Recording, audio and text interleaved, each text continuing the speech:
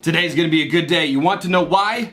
Because after 2 weeks, the item that I ordered has finally arrived. Woohoo! It's time for an unboxing.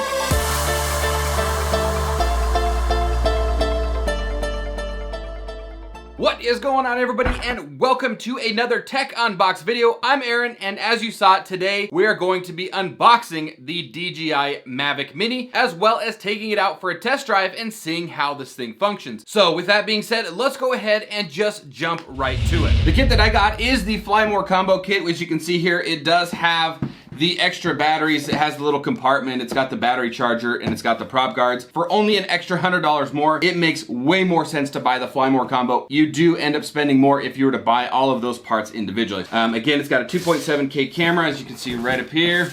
2.7K camera, 30-minute flight time, 40K HD video transmission, vision sensor plus GPS precise hover, 3-axis gimbal. Ooh. That's a really nice case. I really like that. It's got kind of like a denim feel to it, which is really nice. It seems really solid. It's got definitely some padding in there, so if you end up dropping it or something like that, the drone isn't going to get hurt. Some manuals, icon right there, combo accessories. Yeah, so those are the prop guards. Got batteries in that one, and this one's got a plug on it, probably indicating a charger. So far, this is what came in the package right here. Manuals, charger, batteries, prop guards, and of course the DJI Mavic Minis in there. Just your typical USB charger. It is a 3 amp out, so it is the same charger that came with the DJI Spark, which is really nice, so you actually have some decent charge rates. Yep, so here's all 3 of the batteries. And then if we open up the prop guards here, I already like these prop guards more than I did on the Spark. The Sparks were nice to have, especially if you're indoor flying. But I like these because they're kind of a cage. Instead of just being like just a shroud around one side or around a certain angle of the blade, these are a nice cage that kind of protect the propeller as a whole and all the way around it. So those are super nice. There it is. Looks like we've got where all your batteries go. Got the remote.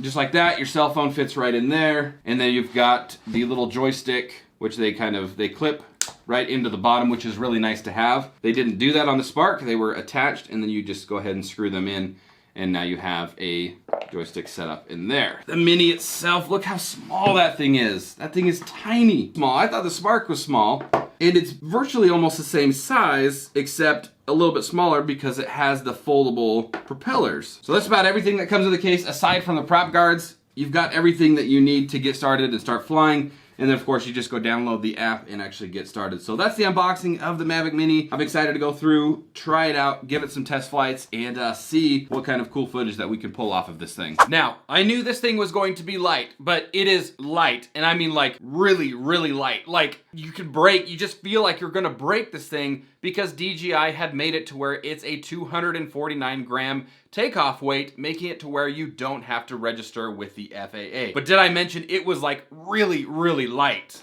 Next thing is, this drone is tiny, and I knew it was going to be small, but you don't actually realize how small it's going to be until it arrives. You open up the package, and there it is. It's just a tiny little drone. Now, I'm pretty much a beginner when it comes to the type of equipment I own. I don't have a very big backpack to store all my equipment in. But being that it is so small, I was able to easily fit the battery charger, the 3 batteries, the remote control, and the drone just in a single slot of my backpack. One of the biggest things of a drone of this size, such as the Spark, was we saw really short battery times. With the Spark, you were getting a maximum of 16, but realistically, probably about 10 to 12 minutes per battery on a good day. That is at least up until now. The Mini pumps out around a half hour of battery max, but I've been averaging about 24 minutes per flight. Now, I did buy the Fly More Combo, which of course gives you the 2 extra battery and the battery charger, which gives me about an hour and 15 minutes worth of flight time, which it took 5 batteries on the Spark in order to even get close to that flight time. Now, because we know that this drone is marketed for the beginning crowd or the entry-level crowd, DJI also came out with a completely new app for it called DJI Fly.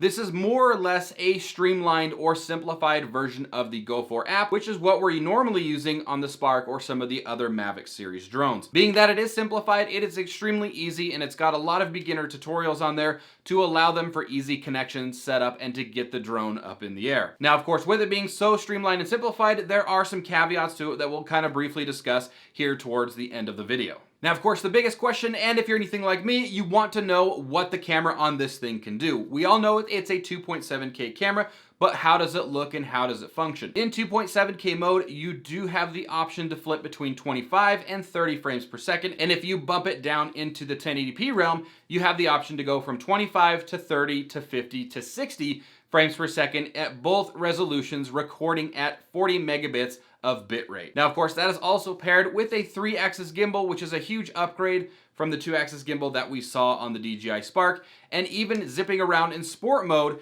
it was a common problem on the Spark to see the propeller blades in the footage, but on the DJI Mavic Mini, I wasn't able to see those propeller blades in the footage, and all of the rest of the footage, even zipping around, came out ultra smooth. Now, this drone, of course, doesn't look nearly as good as some of the more expensive Mavic drones, but it's not designed to. It's designed to be a streamlined entry-level drone, and the footage and the performance that you get out of this thing is on par and perfect for its price point. Now, the biggest thing that I noticed with the footage is the dynamic range was kind of lacking, but even in 1080p mode and 30 frames, the footage came out much cleaner than the Spark ever did. Coming on back to the caveats that we're going to discuss about the DJI Fly app is me, and just like many others, we would like to see DJI add the active track feature. We had it on the Spark. We know the Mavic can do it. There's videos out there showing that when somebody's doing like a droney or a rocket and they end up moving themselves, that the drone will follow, indicating that the hardware can do it, but it's currently a software limitation or a feature limitation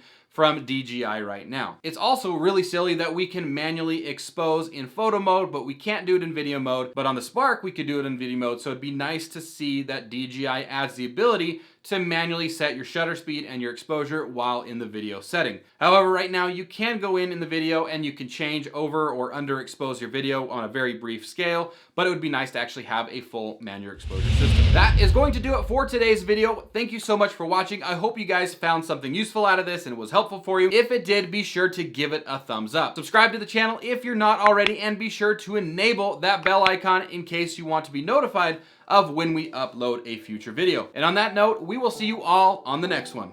I'm gonna go fly the drone some more. Peace.